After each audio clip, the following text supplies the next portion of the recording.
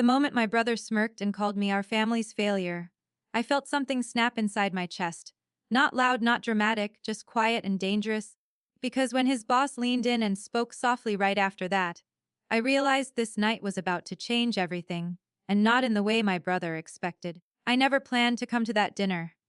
I almost canceled 3 times, stared at my phone, thumb hovering over the screen, telling myself I didn't need to sit at another table where my name was a punchline. But my mother's voice echoed in my head, tired, hopeful, asking me to please come. Just this once, just to keep the peace. So I went. I ironed my only decent jacket, the one that still smelled faintly of storage, and practiced a smile in the mirror that didn't look like an apology. My brother Ethan had always been the star. The one teachers loved, the one neighbors bragged about, the one my relatives used as a measuring stick whenever my name came up. Ethan the achiever. Ethan the executive. Ethan the golden boy who made it out of our small town and never let anyone forget it. And then there was me. The one who took a different path. The one who quit things. The one whose life didn't fit neatly into a LinkedIn headline. The restaurant was expensive in that quiet, intimidating way. Soft lighting, crisp white tablecloths. Servers who moved like they were floating. I felt out of place the second I stepped inside. Ethan stood near the bar, laughing loudly, one hand wrapped around a glass of something amber and expensive. Beside him was his boss, Mr. Calder. The man whose name Ethan dropped at every family gathering like it was a trophy. Tall, gray at the temples, eyes sharp but calm. The kind of man who didn't need to raise his voice to command attention. Ethan saw me and grinned, not a warm grin. The kind that tightens at the edges, the kind that says, "Here we go." He waved me over already halfway through a story about closing a deal, his voice carrying just enough for nearby tables to hear. As I approached, I felt that familiar shrinking sensation, like the room was getting smaller and I was taking up too much space in it. "Hey," Ethan said, clapping me on the shoulder a little too hard. "You made it."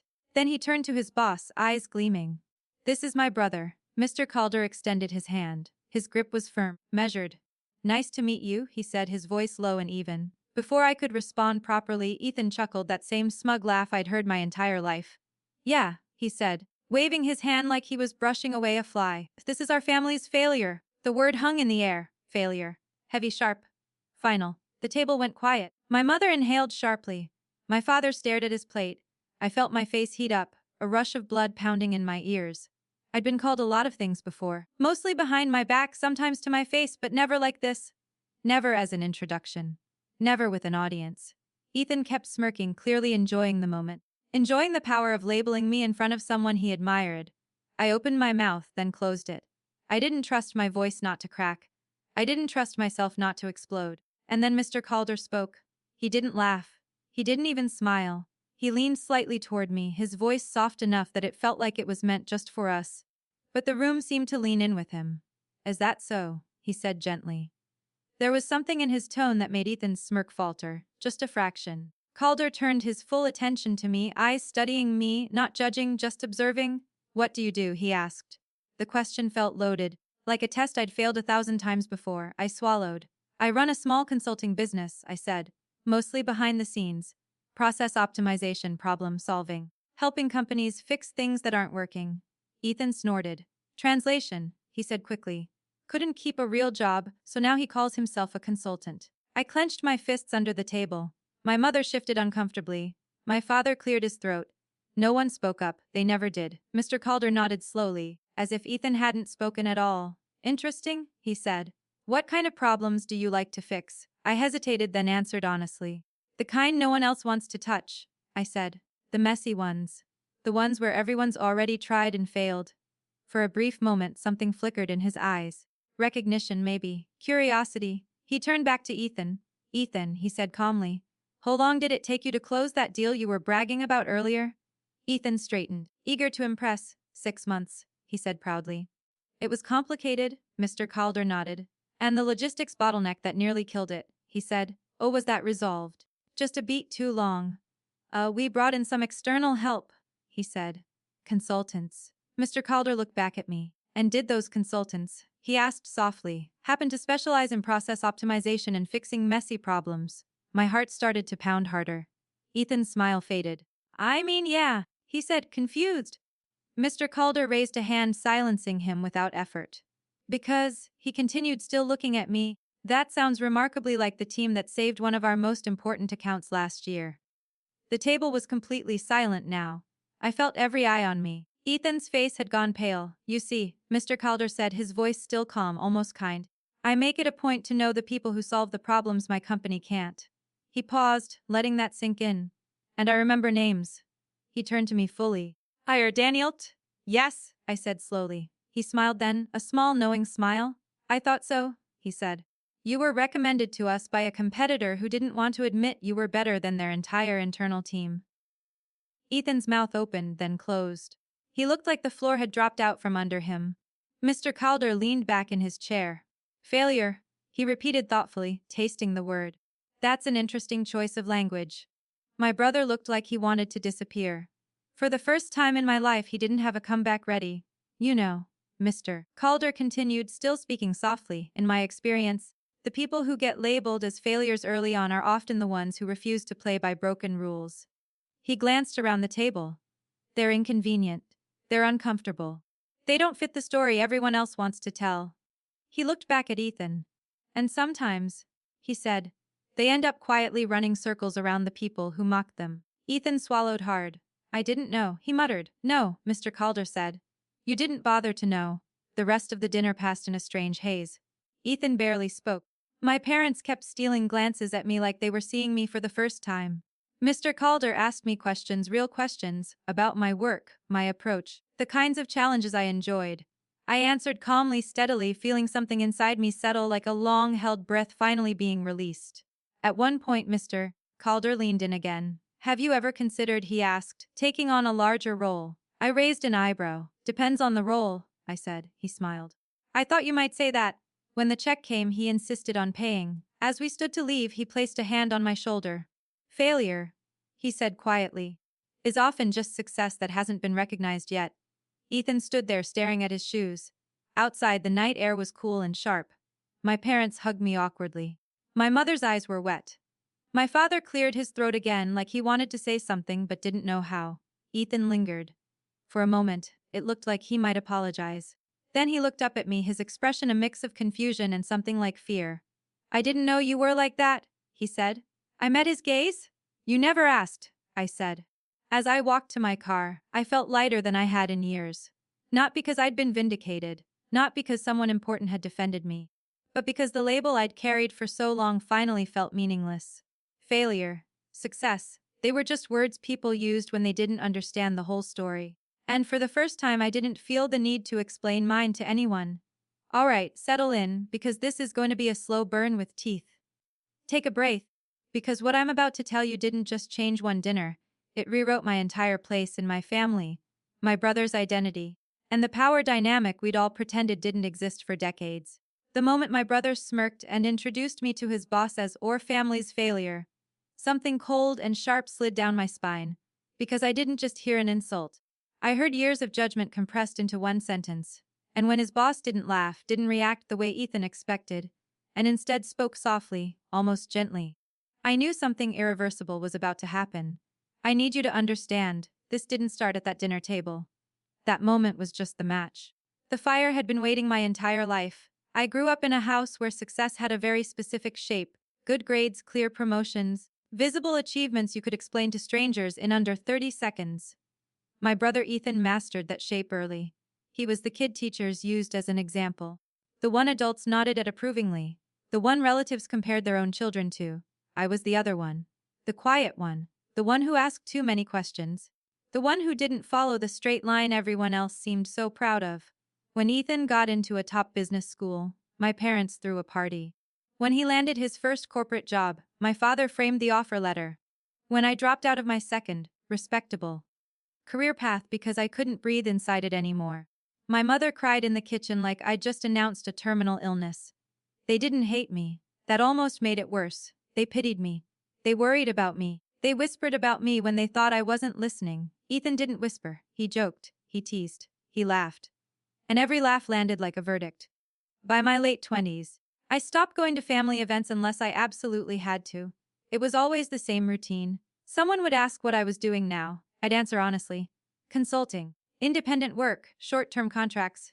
Fixing problems. And then I'd see the flicker of confusion, the polite nod, the unspoken thought, oh, so still nothing real. Ethan, meanwhile, climbed, title after title, promotion after promotion. He learned to wear confidence like armor. He learned how to dominate conversations, how to make his success feel inevitable, and everyone else's feel like a footnote. So when my mother called and said Ethan wanted us all to have dinner with his boss, I already knew what role I was expected to play.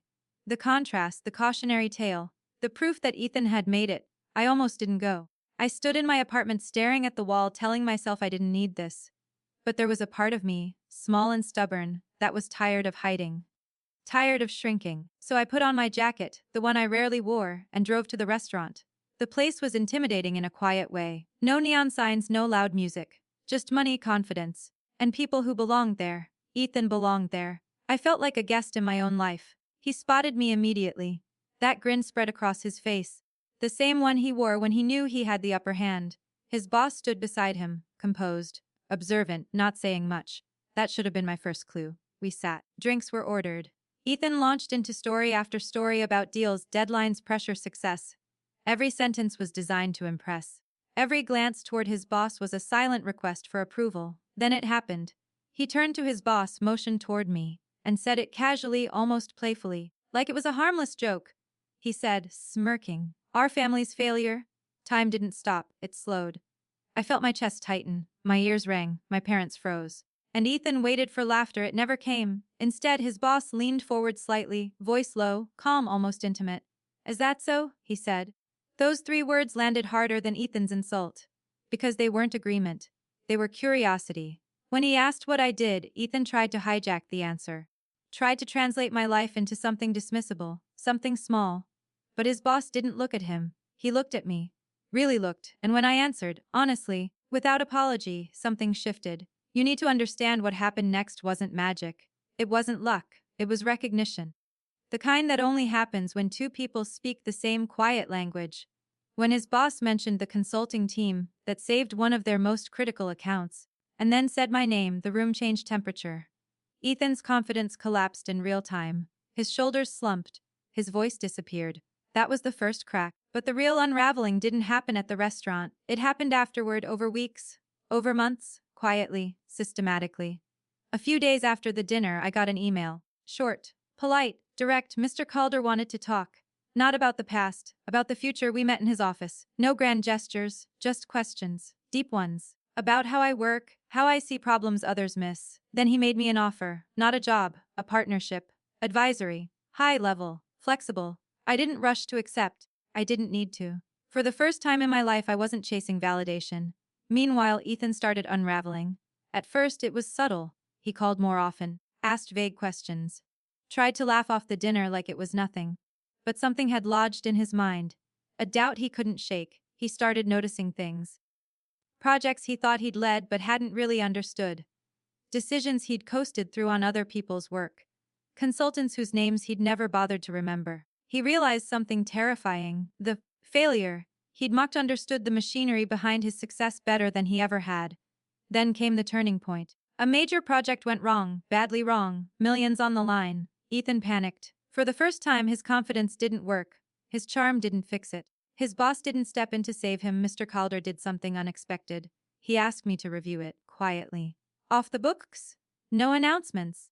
I found the flaw in an afternoon. Not because I was smarter. Because I was used to looking where no one else wanted to. The solution worked. The company stabilized. No one knew my name, except Ethan. When he found out, something in him broke. Not loudly, not dramatically, but permanently. He confronted me weeks later, not with anger, with something worse. Confusion. How did you do it? He asked. Why didn't anyone tell me you were this? I didn't raise my voice. I didn't gloat. I tried, I said. You never listened. That was the moment he understood the cost of his arrogance. Our parents noticed the shift too. The way Ethan stopped boosting. The way he watched me now. The way he hesitated before speaking. The labels changed slowly, awkwardly. Failure disappeared from conversations. Then success stopped being mentioned too. What replaced it was silence, respect, distance. Months later, Mr. Calder invited me to speak at a private leadership retreat. No cameras, no applause. Just decision makers who wanted to understand why their systems failed. Ethan was there. He didn't sit in the front row. Afterward, he approached me. His voice was quiet, no smirk. No jokes. I was wrong, he said. It wasn't dramatic, it wasn't emotional, but it was real. And here's the thing no one tells you. Vindication doesn't feel like triumph. It feels like release. I didn't win. I didn't beat my brother. I outgrew the version of myself that needed his approval. The soft voice that night didn't just defend me. It exposed a truth Ethan had spent his whole life avoiding. That success without understanding is fragile. That confidence without curiosity is hollow. And that the people you dismiss as failures are often the ones quietly holding the entire structure together. So when someone smirks and tries to define you with one cruel sentence, remember this. Sometimes the most powerful response doesn't come from you at all. Sometimes it comes softly, and it changes everything. After that apology, things didn't magically become peaceful. That's something people never tell you. When a long-standing lie collapses, it doesn't disappear quietly, it fights back, it scrapes, it exposes everything underneath it. Ethan started avoiding me at first. Family dinners became shorter. Conversations became awkward. He wasn't cruel anymore, but he wasn't kind either. It was like he didn't know how to relate to me without the old hierarchy in place. Without the joke. Without the smirk. And honestly, I didn't know how to relate to him either. Our parents tried to pretend everything was normal. My mother would ask about Ethan's job, then glance at me and ask vaguely, "And you're still consulting?" Like she was stepping on thin ice. My father watched more than he spoke. He'd spent his whole life believing success looked one way. Now that belief was cracking, and he didn't yet have a replacement. What no one realized was that the dinner wasn't the end of the story. It was the beginning of a slow exposure. Over the next year, my involvement with Mr. Calder's company deepened. Not visibly, not publicly. That was the point. I worked in the background advising leadership teams, redesigning broken processes, flagging risks they didn't want to admit existed. I became the person executives called when something felt off but they couldn't explain why. I didn't attend office parties. I didn't get a company email address. I wasn't on org charts. I stayed invisible by design. Ethan, meanwhile, stayed visible. Too visible. The more pressure increased, the more his weaknesses showed. He was good at presentation, at persuasion, at sounding confident. But when systems failed, when numbers didn't line up, when teams quietly revolted, he panicked. And every time someone else fixed it, sometimes that someone was me. I never bragged, I never told my parents. I never corrected anyone when they assumed Ethan was the one holding things together. I didn't need to. The truth has a way of surfacing on its own. The real breaking point came during a quarterly leadership review. Ethan didn't know I was in the building. He walked into the room confident, armed with slides, rehearsed answers, and the belief that authority was enough. Halfway through his presentation, Mr. Calder stopped him. "Pause there," he said calmly. Ethan froze. That pause was deadly. It meant something was wrong. Mr. Calder turned to the room. "Does anyone here fully understand why this division missed projections for the third time?" he asked. Silence. Then he turned toward the back of the room. "Daniel," he said. Ethan's head snapped around, his face drained of color. I stood slowly. I hadn't planned to speak. But when Mr. Calder asked, "You didn't refuse," I explained it in plain language. No blame, no theatrics, just cause and effect. I outlined how incentives were misaligned, how communication bottlenecks created delays, how leadership assumptions didn't match operational reality. I finished in under 5 minutes. The room was silent. Then one executive nodded. Then another. Then questions started, real ones. Ethan sat there motionless. After the meeting, he cornered me in the hallway, not angry, shaken. "You could have told me," he said. I looked at him carefully. "Would you have listened?" I asked. He didn't answer. That was the moment he finally understood. Not that I was capable, but that he'd never allowed himself to believe it. From then on, the roles reversed in subtle ways. He started asking questions, tentatively, carefully, like he was afraid of saying the wrong thing. At home, the shift was even harder. My mother started asking for my advice. Not about work, about decisions, about plans, about money. My father started listening when I spoke. Really listening, Ethan noticed. One night after everyone had gone to bed, he knocked on my door. "I don't know who I am without being the successful one," he said quietly. I didn't rush to reassure him. This wasn't about comfort, it was about honesty. "You're still you," I said. "You just can't use me as a comparison anymore." He nodded slowly like the idea hurt but made sense. Months passed. Years. Our relationship didn't become close. It became respectful. That mattered more. At a family gathering much later, a distant relative asked the familiar question. "So, what do you do?" they said to me. Before I could answer, Ethan spoke. "He helps companies survive," he said simply. No joke, no smirk. I smiled. Not because I needed the validation, but because it showed how far things had come. And here's the truth I learned through all of this. People label others as failures not because they know the truth, but because they're terrified of what success might look like outside the rules they understand. My brother wasn't cruel because he hated me. He was cruel because my existence challenged his story. And when his boss spoke softly that night, he didn't just defend me. He exposed a lie that had been holding our entire family together. Once that lie was gone, we were finally free to see each other clearly. Not as success. Not as failure. Just as people. That clarity didn't bring peace right away. It brought discomfort. Because once the labels fell off, everyone had to confront what they'd been avoiding for years. My parents started arguing more. Quiet arguments, late at night, the kind where voices drop but emotions spike. My mother wrestled with guilt she didn't know how to name. My father wrestled with pride he'd mistaken for certainty. They had built their identity around raising a successful son, and now they had to face the fact that they'd overlooked another one standing right in front of them the whole time. Ethan tried to adapt, but habits formed over decades don't disappear overnight. He'd still slip sometimes, still interrupt me, still talk over me in groups, then catch himself and stop, like he'd touched something hot. Every time he did, I could see the internal battle playing out behind his eyes. He was relearning how to exist without dominance. I didn't rush him, I didn't correct him. I'd spent too many years fighting for space to now fight to maintain it. I simply existed as I was, calm, observant, unmoved. And that unsettled him more than any argument ever could. Professionally, things escalated faster than I expected. Word spread quietly, the way it always does at higher levels. Not my name, but my reputation. The guy who sees what others miss. The one who fixes problems without needing credit. The one who doesn't posture. I started getting calls from companies I'd never approached. Industries I'd never worked in. The pattern was always the same. Something wasn't working. Everyone was stressed. No one wanted to admit they didn't understand why. That's where I thrived. One afternoon, after a long session with a leadership team that had nearly imploded, Mr. Calder asked me something unexpected. "Why do you stay invisible?" he said. I thought about it before answering. "Because visibility attracts ego," I said. "And ego breaks systems." He smiled. "That answer," he said, "is why you'll always be ahead of people like your brother." I didn't correct him. This wasn't about comparison anymore. It was about acceptance. Ethan found out months later that I'd been offered equity in one of the companies I advised. Not a salary. Ownership. When he heard, he didn't react immediately, he just sat there, staring at his hands. "I spent my whole life chasing titles," he said quietly. "You never cared about them?" "I cared about freedom," I said. "Titles don't give you that." He nodded slowly, another belief dismantled. Our extended family eventually caught on. The whispers changed tone. The questions shifted. People started asking me for advice, introductions, opinions.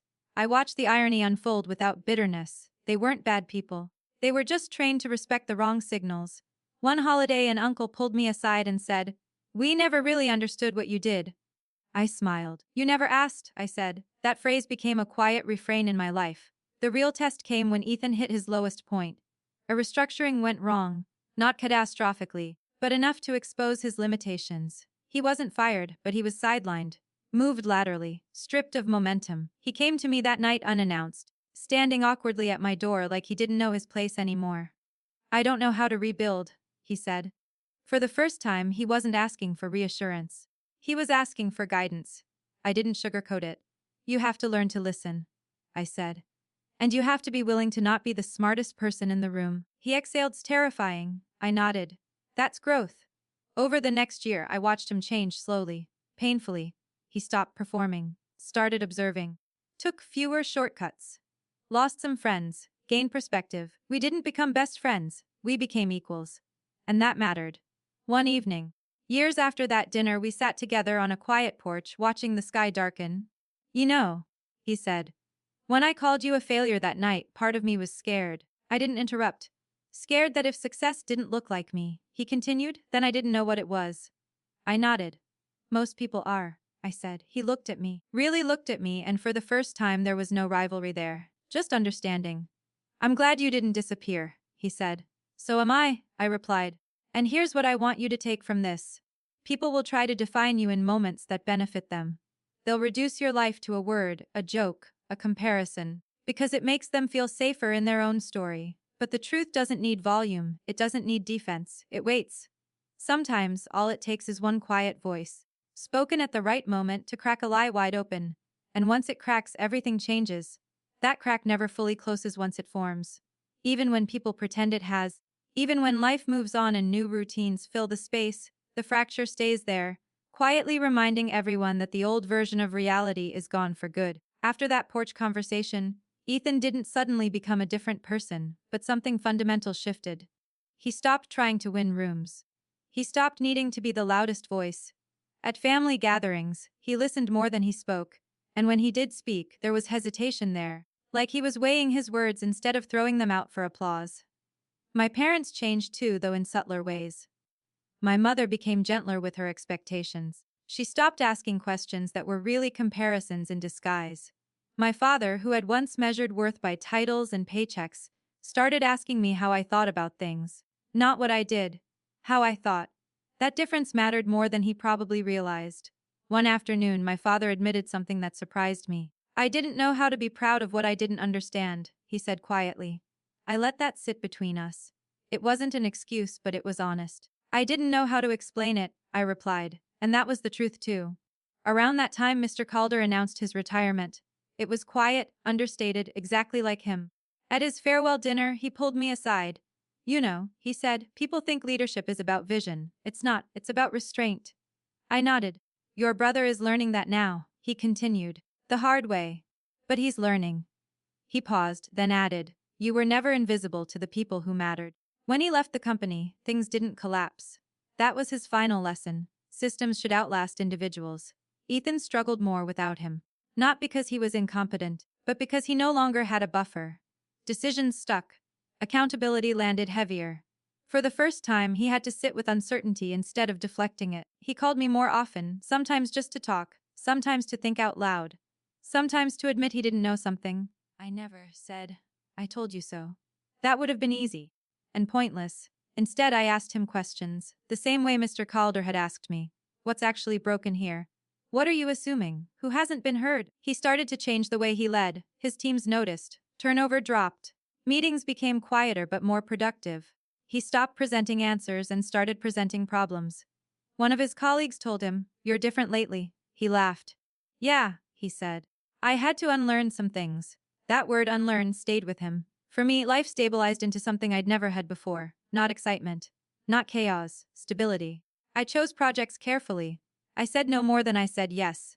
I spent more time alone, thinking, reading, observing. I didn't feel the need to prove anything anymore. That pressure had evaporated the moment I stopped fighting the label. Failure had been a cage. Success was just another one. Freedom lived somewhere else entirely. Years later, at a large family event, a cousin's graduation party, someone brought up that infamous dinner. Not directly. Just in passing. Remember when Ethan introduced you to his boss? They said, laughing awkwardly. Ethan stiffened. I smiled. Yeah, I said. I remember. They waited for more. For bitterness. For drama. I didn't give it to them. That was the night everything changed, I said simply. Ethan glanced at me, surprised. Then relieved. Later, he pulled me aside. I still regret that, he said. I know, I replied. That's why it doesn't matter anymore. That's the part people don't expect. Healing doesn't come from apologies alone. It comes from consistent change. From behavior, from humility. One evening, long after our parents had gone to bed, Ethan admitted something else. I used to think if I didn't stay ahead, he said, staring at the floor, I'd disappear. I looked at him. You don't disappear, I said. You just become human. He laughed softly, not defensively, genuinely, and maybe that was the real lesson in all of this. We spend so much time trying to avoid being labeled failures that we forget how much damage success can do when it's built on comparison. That night, when my brother smirked and tried to define me with a word, he thought he was protecting his identity. Instead, he cracked it open. And when his boss spoke softly, he didn't just correct him. He gave both of us a way out of a story that had been hurting everyone involved. So if you ever find yourself reduced to a word, dismissed in front of people who matter, remember this. The loudest voices aren't always the strongest. Sometimes the quiet ones are the ones who see the whole picture, and sometimes, all it takes is one calm sentence, spoken at the right moment, to change the course of an entire family. That course didn't just change our family. It changed the way I moved through the world. Because once you've been stripped of a label that never fit you, You start noticing how many other people are suffocating under labels they didn't choose either. After that graduation party, something subtle but important happened. People stopped introducing me as Ethan's brother.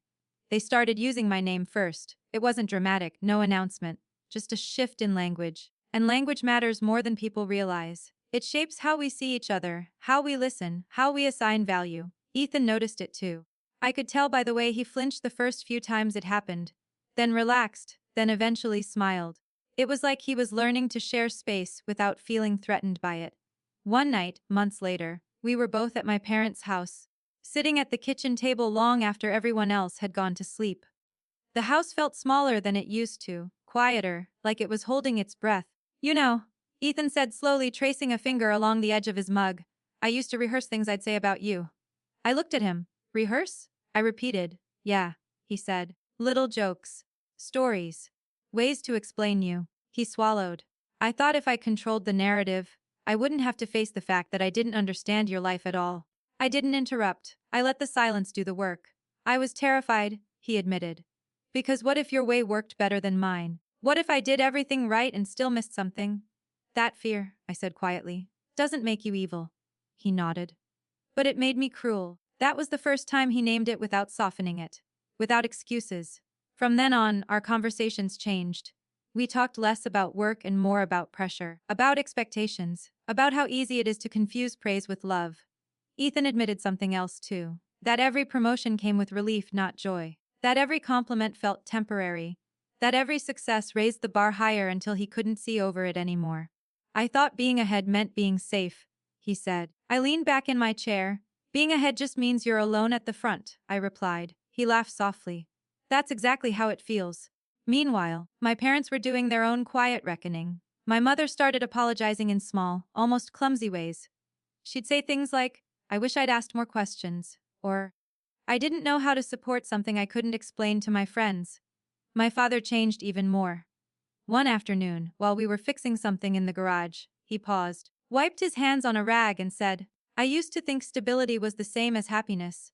I waited. I was wrong, he said. That was it. That was the whole confession. And somehow, it was enough. Professionally, my life continued on its quiet upward trajectory. I started turning down more opportunities than I accepted. Not because I could, but because I finally understood my limits. Burnout wasn't a badge of honor. It was a warning sign I'd learned to respect. I began mentoring younger consultants. People who reminded me of myself. Smart, underestimated, quietly drowning in other people's expectations. I taught them the things no one teaches you. How to listen before speaking, how to read a room, how to know when silence is more powerful than expertise. One of them asked me once, how do you deal with being underestimated? I smiled. I don't, I said. I let it work in my favor. That idea would have terrified the old me. Ethan's career didn't recover in the way he once imagined. He never reclaimed the meteoric rise, and oddly enough, that saved him. He settled into a role that required patience, empathy, and long-term thinking. He stopped chasing the next rung and started reinforcing the ladder. One day he called me, excited in a way I hadn't heard before. My team trusted me with something big, he said. Not because of my title. Because they wanted my input. That's different, I said. It feels different, he agreed. Years passed. Our parents aged. Family dynamics softened. The old comparisons faded into stories people told without weight, without venom. Then, unexpectedly, my mother got sick. Nothing prepares you for that shift. For the way priorities collapse into something brutally simple. For how quickly success and failure stop mattering at all. Ethan and I took turns caring for her. Long nights, hospital rooms, quiet conversations whispered so she could rest. One night, while she slept, Ethan looked at me and said, if you hadn't come to that dinner, I finished the thought, nothing would have changed. He nodded. Thank you for staying, he said. Not for fixing things, not for succeeding. For staying. She recovered slowly enough to come home. Enough to sit at the table again, weaker but smiling. One evening she reached for my hand. I'm proud of you, she said. No qualifiers, no comparisons. I squeezed her hand. That means more than you know, I replied, much later, long after the crisis had passed. Ethan and I revisited that dinner one final time. I thought I was winning, he said. That night, you were playing a game that never ends, I said. And you, he asked.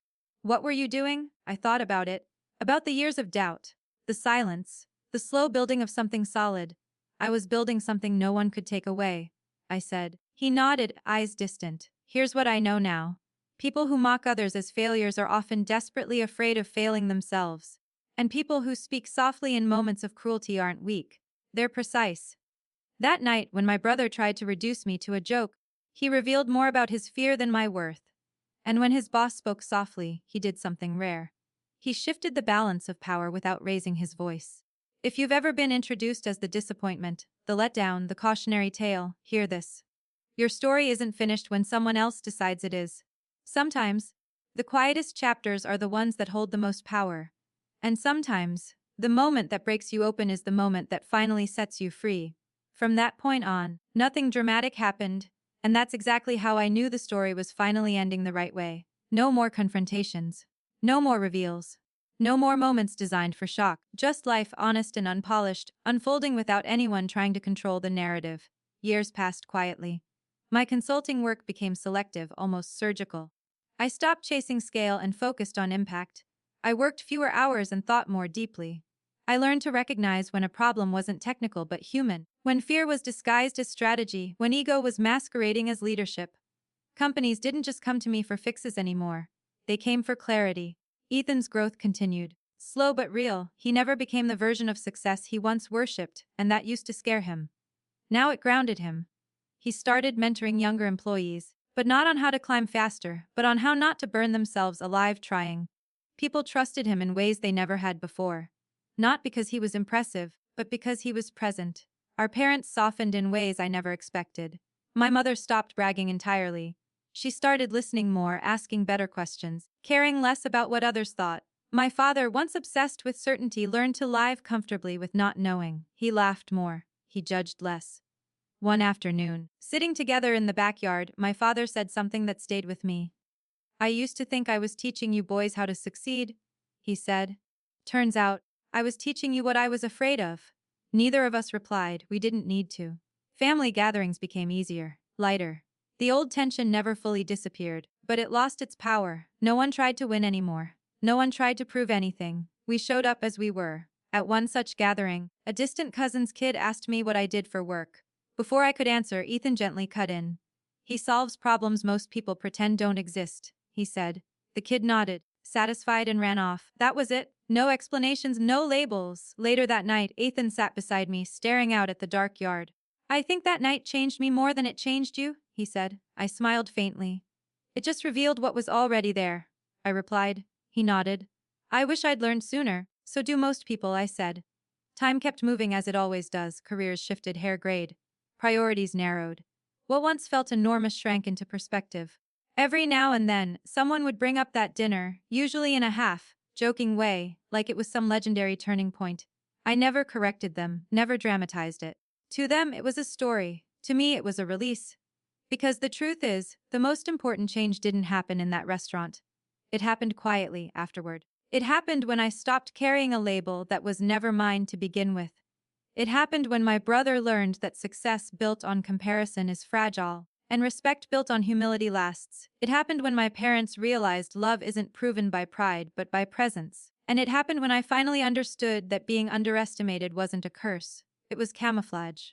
That night, when my brother smirked and tried to introduce me as our family's failure, he thought he was defining me. But when his boss spoke softly, calmly, without anger or volume, he didn't just correct him.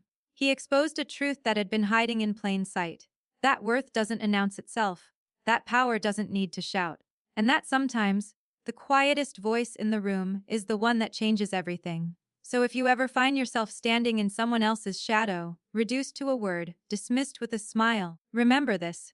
Your value isn't determined by who introduces you. It's revealed by who recognizes you. And often that recognition arrives not with applause, but with a single soft sentence that finally tells the truth. That recognition stayed with me long after everything settled, long after the tension faded, long after the story stopped being told at family gatherings.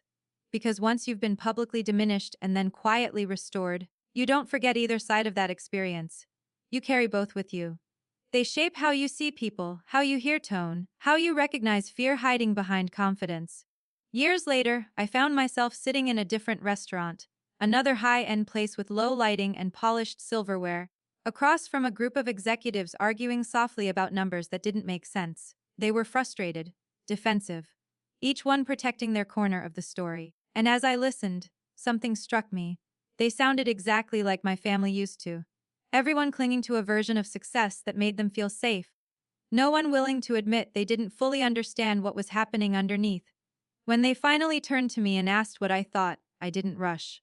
I never rush anymore. I let the silence stretch just long enough to make them uncomfortable. Then I spoke, softly, and the room changed. That's when I realized the power of that moment years ago hadn't been the revelation itself. It had been the method, the restraint, the precision, the refusal to humiliate, even when humiliation would have been easy. Mr. Calder hadn't raised his voice that night. He hadn't corrected my brother publicly with anger. He hadn't defended me with speeches or moral outrage. He'd simply asked questions, calm ones, surgical ones. And in doing so, he'd let the truth surface on its own. I adopted that approach everywhere, in work, in family, in life. Ethan noticed it too. He started mirroring it without realizing. His tone softened. His reaction slowed. He stopped interrupting conversations to assert control and started letting them unfold. People around him responded differently. Meetings changed. Relationships deepened. One day, he admitted something that still echoes in my head. I used to think confidence was about being unshakable, he said. Now I think it's about being willing to be shaken. That was growth, real growth. The kind that hurts before it heals. Our parents aged more quickly after that. Not in body but in perspective. They let go of a lot of expectations they'd been gripping tightly for decades. My mother stopped measuring our lives against other families. My father stopped pretending certainty was strength. One evening, sitting quietly together, my mother said something I never expected to hear. "I wish I'd protected you more," she said. I didn't argue. I didn't correct her. I just nodded. "Thank you for staying anyway," she added. That mattered. As time went on, I realized something else too. That night at the restaurant had freed me in ways I didn't recognize immediately. I stopped explaining myself. Stopped defending my choices. Stopped preemptively minimizing my work to make others comfortable. I didn't swing to arrogance. I swung to stillness. And people felt it. They treated me differently not because I demanded respect but because I no longer chased it. Ethan once asked me how I learned to do that. I didn't, I told him. I just stopped trying to be understood by people who weren't listening. That answer stuck with him. Years later, at a company retreat he was hosting, he invited me to speak. Not as a favor, not as a family gesture, as a professional choice. When he introduced me, he didn't mention our childhood, didn't mention our history, didn't mention titles or achievements. He just said my name. And then he said, "Listen closely." That was enough. Afterward, as people lined up to talk to me, to thank me, to ask questions, I saw Ethan standing off to the side, watching quietly. Not resentful, not insecure, proud, not of me, of who he'd become. Later that night we stood outside, the air cool, the noise fading behind us. "You know," he said, "if you hadn't been labeled the failure, I don't think either of us would have learned what success actually is." I thought about that for a long time. Maybe, I said. Or maybe labels are just shortcuts people use when they don't want to understand complexity. He smiled. I smiled back. "You always ran from it." We laughed. Not awkwardly. Not bitterly. Freely. That was the real ending. Not triumph. Not revenge. Not a public apology or a dramatic reversal of roles. Just clarity. Just growth. Just the quiet dismantling of a story that had been wrong from the beginning. So when I think back to that night, to the smirk, to the word failure, to the way the table went silent, I don't feel anger anymore. I feel gratitude. Because sometimes the most painful labels are the ones that force you to outgrow the room you're standing in. And sometimes the most powerful defense doesn't come from fighting back. It comes from someone speaking softly, asking the right question, and letting the truth do what it always does in the end. Stand on its own.